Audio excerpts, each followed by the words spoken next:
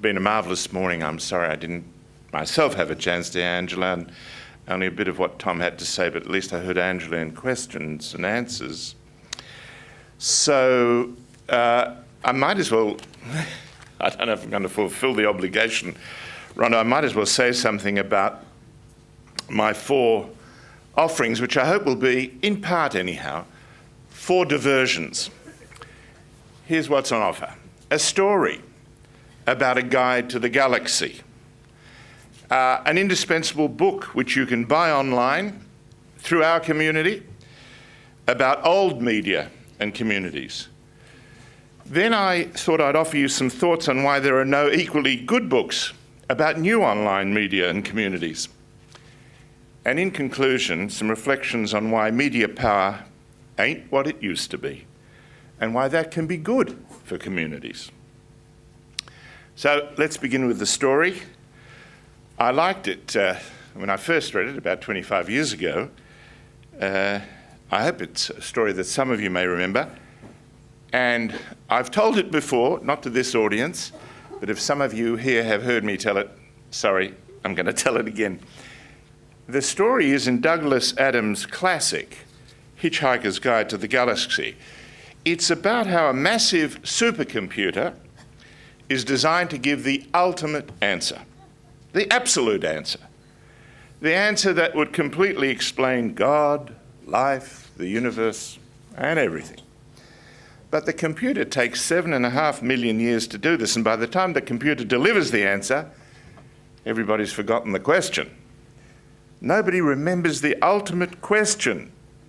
But the ultimate answer, which the computer does come up with, is, and there are prizes, 42. Oh, this dates you guys. This really dates you.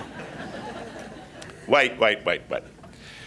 This is amazing. Finally, the ultimate answer. So wonderful is the answer that a contest is held to see if anybody can come up with the question. Many profound questions are offered, but the final winner, the ultimate question, to which the ultimate answer is 42, which you've given me, is, anybody? The question, not the answer, the question. Sorry? No, I haven't heard it yet. No prizes. 6 times 7? No. Oh. No. The answer, that is, the question, is how many roads must a man walk down?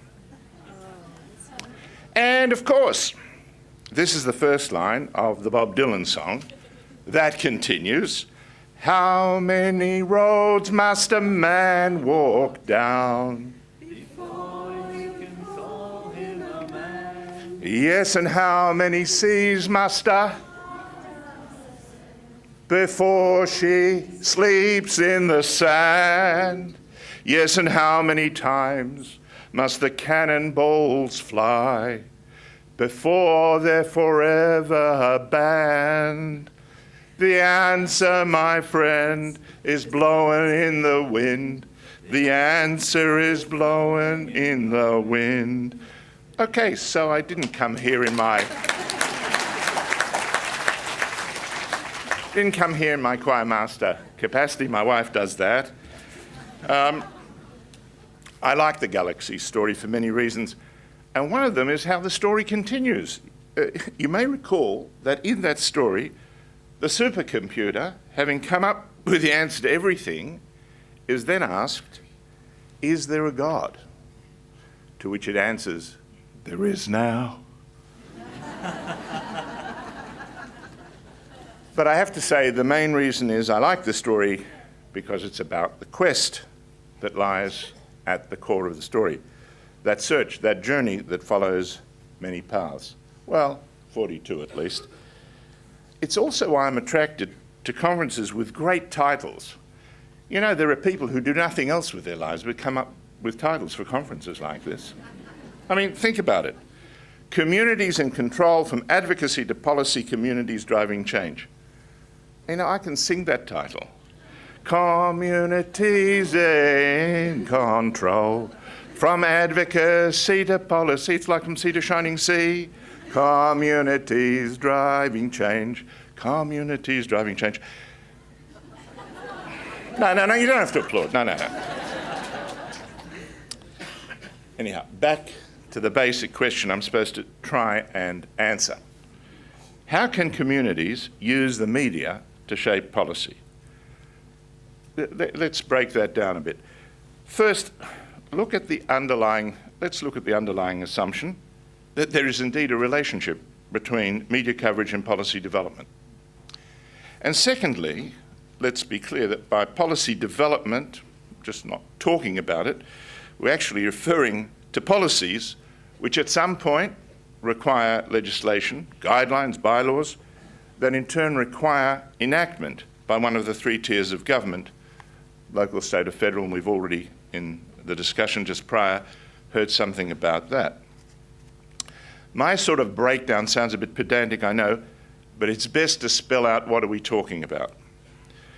As for the first assumption that there is indeed a relationship between community advocacy, media coverage, social change and policy, I have to say the evidence of the past 100 years, certainly the past 50, not just in Australia, obviously, but pretty well everywhere else where you have some free societies, and even in some authoritarian ones, not in totalitarian ones, but even in some authoritarian ones, I think that's a self-evident proposition. It's so self-evident, in fact, that sometimes we take it for granted when we're discussing the very thing that couldn't happen without the media. For example, yesterday we heard Jack Mundy. It was terrific. Jack talking about the green bands in the 1970s, but unless I just phased out at some point, he didn't say much about the media's role. But hey, even 35 years ago, the movement he led wouldn't have got very far without media coverage. Imagine, if you can, the builders' labourers had held up those hundreds of concrete pours and led those hundreds of marches through Sydney, and no cameras and no reporters had shown up. No Green Bands campaign, I think, or it would have made barely an impact. So, put simply, in the past 50 years, I think we can see it's happened literally, not while we were asleep. We walked into it. In the past 50 years, our kinds of democracies have evolved into what I prefer to call mediocrities. Not, careful here, mediocracies, I should say. Media rules, for better and for worse. If you still wonder about that, imagine how different this election year in Australia would be if there were no television coverage, no reporting of the opinion polls in the print press, and no talkback radio. Ah, bliss, you say. But it wouldn't be Australia, and it wouldn't be the democracy that we've created. So we come to a but. It's a very important but. While it's often a prerequisite for communities to involve the media, to help change attitudes and develop those new policies, it's not always a necessary or even a desirable prerequisite. Indeed, sometimes the best thing a community group can do when it's lobbying for policy change, mobilising for policy change, is to literally avoid the media spotlight at all costs. Contrary to what many journalists might argue, the public interest is not always the same as what they say the public is interested in. But in most cases, yes, used sensibly, the media, and that's an umbrella term if ever there was one, the media can indeed be an ally, in social change and policy development. So, back to the question. How do you best use the media? Bit exploitative, but fair enough. Well, they don't mind being used, provided they get something out of it in return, of course. Let me answer that question with posing some other questions. Do you have a clear idea why you want to use the media? Do you really understand that the media can be a two-edged sword? You should be careful what you wish for. Have you ever considered the possibility that not only might media coverage run counter to your hopes for policy change, that it might misreport, distort your views, or that it might trivialise your concerns. In short, far more important than learning about the techniques of getting your group into the media, which is an understandable desire on the parts of people who are working. We've heard, whether you're working with homeless people or poverty or hunger, and yes, we have hunger in our society, and you want to tell this story which seems so far from the everyday experience of most Australians. How do you get into the media? Of course, techniques of getting your group into the media are important, but far more important are thinking through the reasons for doing it, and therefore starting with and constantly reviewing the risk management analysis about going ahead with it. Okay, you've done that job. I have to say, then of course, media guides and media training do matter. Luckily for me, quite a few of you attended the workshops here on Sunday, which I know dealt with some of these problems. And for those that didn't go to the workshops, as well as for those who did and want some more guidance, Media Team Australia has done most of the hard work to provide at least the basic answers. And I say answers plural because clearly there are many, many answers to that one question. So, who are Media Team Australia, you ask? Well, I hope you ask. They're a very impressive group of young women in Canberra who established MTA, terrific, isn't it, MTA, in 2005 as a non-profit to help community organisations. That's what they're there for. And they're there to help those organisations take that more professional approach to their media and communications activities. Just 2 months ago, they published this, Media on a Shoestring. It's a 94-page booklet, which is quite simply the best guide of its kind I've ever seen. Not just in Australia, but anywhere else. And I've seen a few guides to how to get into the media. This is, without question, the best I've seen. It's written by the very energetic Executive Director of MTA, Annie O'Rourke, and its aim is to help all community organisations, large and small, to tell their stories to a wider audience. And I think it succeeds brilliantly. What's more, big secret, if there are any people from corporate media and corporate public relations departments here, get hold of this book. It'll do you a lot of good. It asks you, the book asks you to consider those basic questions I've highlighted, and it suggests how you might actually do that exercise. Going to ground zero and saying, why do we even want to get into the media? And that's primary. But apart from that, of course, it's full of practical information. It's designed for groups with limited resources, which, let's face it, most community groups, I think all community groups by definition always are. And it has the great merit of having been road tested. And this is unusual, to actually have road tested it with community groups in workshops from Darwin to Hobart with senior journalists and communications professionals. They have managed to involve the media, not just talking amongst themselves. Above all, and for this I bless Annie and her colleagues, it's written in plain English, not managerial sociobabble, policy newspeak, or esoteric jargon. I'm grateful beyond measure that it does not use any of the following phrases: at the end of the day, or going forward. Especially going forward. I hate going forward because it invariably means we're really going backward. And I know that because George Orwell told me so. Now, it's worth noting that the Shoestring book, and I shall hold it up again, grew out of MTA's partnership with the Alcoa Foundation, who I'm very pleased to say are also sponsors of this conference. Which non-profit partnership enables me to say something about community groups and business corporations that may not seem related to the media, but really is. It is all about perception, image, and brand name. Now, I know that these are marketing terms which quite a few community groups still find difficult to accept, let alone embrace, but they do come with the territory. It's a territory where being a community group means not only that you've got to try and get your ideas through, to a wider audience or to a specific audience, but it's competitive. One of the things that community groups are reluctant to admit is that they are competing with other community groups.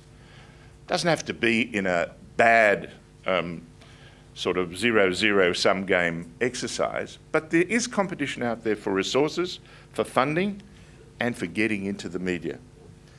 Now, there's some interesting research in the United States undertaken by Cone Incorporated, Cone Inc., a Boston cause marketing agency, which shows that at least the American public welcomes partnering between the two sectors, between business and community. And if I tell you, I'm sure many of you will not be surprised to learn that 82% of Americans say they have a more positive image of a business when it joins hands with a non-profit. But interestingly, 76% also have a more positive image of the non-profit when it partners with a company. And if you're still a bit skeptical about that, as many as 70% say they're more likely to donate to a charity once they know it has a corporate or business partner. Yes, I know Australians aren't Americans. Our views on business and non-profits are different. We have a different view about the relationship between the welfare state and private enterprise and all these things. But here's my hunch. In Australia, as in the United States, a community group, without giving up its identity or its integrity, can find a way to form an alliance with a suitable business. I say a suitable business, it doesn't have to be Alcoa. It doesn't have to be a huge corporate. It can be the bus company in your local suburb. And it doesn't always have to be about the business giving cash or money. When that alliance happens and there is a genuine exchange, there's some mutual relationship, both gain credibility, expertise, and standing. It's not a one-way street, it should never be. And that relationship can really help with the media, because in turn the business benefits in all sorts of ways which can help it with the media. And there is, I think, another way of giving credibility to a community group. Back to my pitch. You can buy Shoestring for $45 online from mediateam.com.au, or you can get to it through the Our Community website. I can assure you it's $45 well invested. But wait, there is more. Specifically, MTA's 10 golden rules. I won't repeat the 10 golden rules, they're in the book, but I do want to quote from rule number 3. It's the ultimate answer in the guide to the media galaxy. Know your audience. To quote from Shoestring, the best campaign in the world will never work if you're targeting it at the wrong people.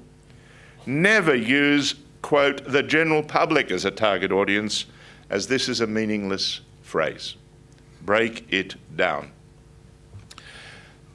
I emphasize know your audience because it sounds simple and obvious, but if there's one consistent mistake which I find communities make, it's that they don't really know which audience and therefore which media.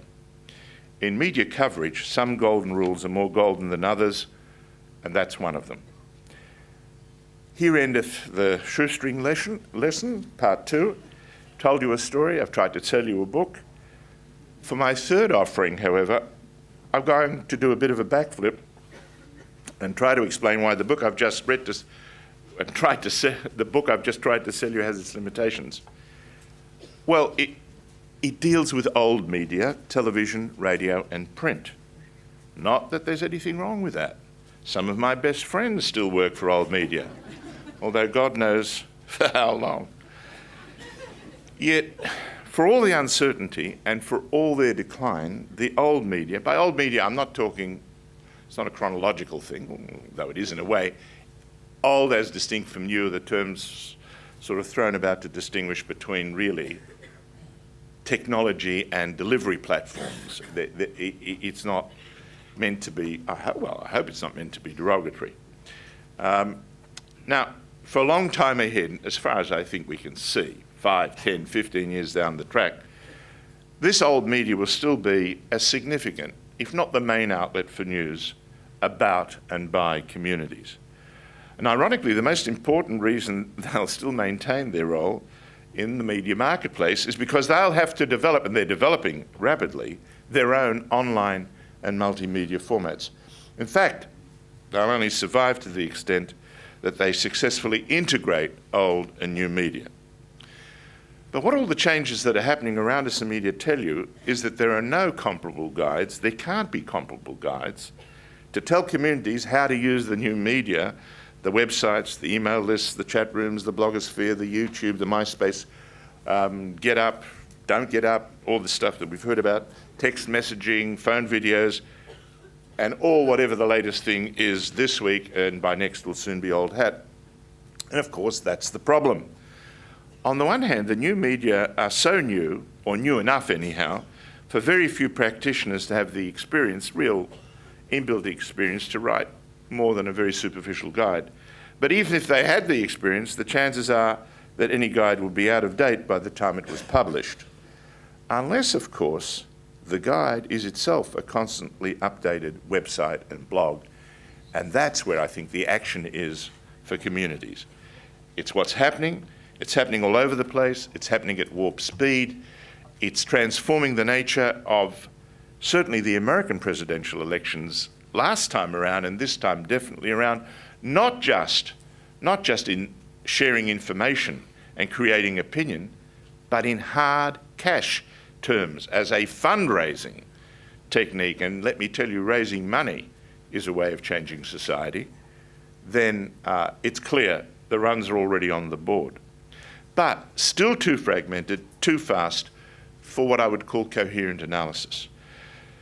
This means, I think, unprecedented opportunities for communities to embrace the new media and so be far less dependent on the old media.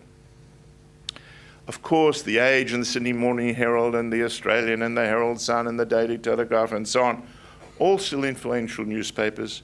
Talkback radio still has its listeners, and millions still watch the current affairs tabloid programs.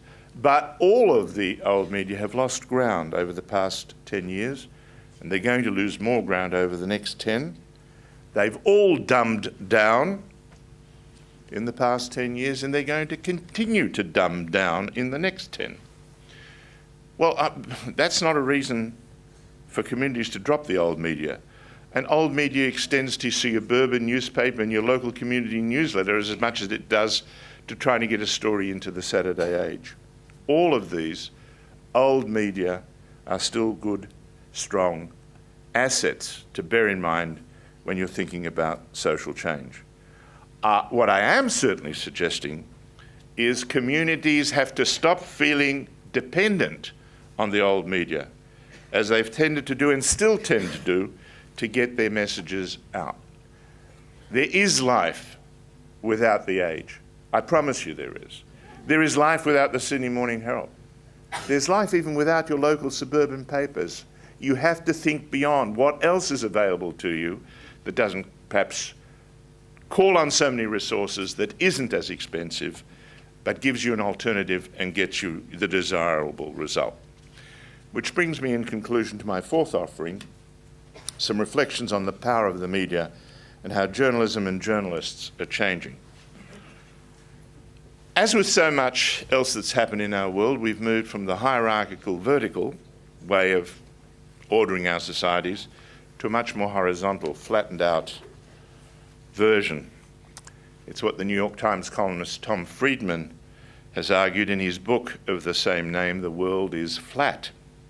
Now, when Friedman's talking about the world being flat, he's referring to the way the internet has abolished geography and borders when it comes to doing business in a globalized world. But I'd apply the same assessment to the media. The old vertical hierarchies of power and the relationship between journalists, citizens, and communities are all flattening out. And I refer to three aspects of that. Firstly, power is moving away from journalists as gatekeepers who hold the keys to what we know about the world, and it's flowing, of course, to the blogs and the websites and the chat rooms. Trying to keep up, the old media have no choice but to go with those multimedia outlets as as well as they can. As a result, journalists are facing, and there's no other phrase that I can think of, a crisis of identity. Once, what they basically had to know was how to report and write. And they actually did, with all the deadlines in the world, even on a daily, had some time to do it.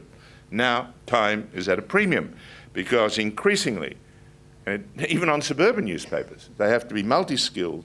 They've got to be working throughout the day, on screen and online, and there are multiple deadlines, and it changes the whole nature of the profession, and particularly at the serious end, where communities might want to get some of their ideas out into the public debate. Secondly, citizens, and therefore communities, are reacting because they're increasingly becoming their own newsmakers, their own reporters, their own editors and their own publishers. And thirdly, of course, audiences are leaving the old media for the new in droves. And so the whole idea of the news business and business models for news, they're all up for grabs. So I believe these changes mean that more than ever before, community groups have unprecedented opportunities, not only to find the media coverage that suits them best, but literally to create their own. This is your time. And this is a new kind of power. And so the challenge isn't just to use the power, but to use it as wisely and as well as you can. Thank you.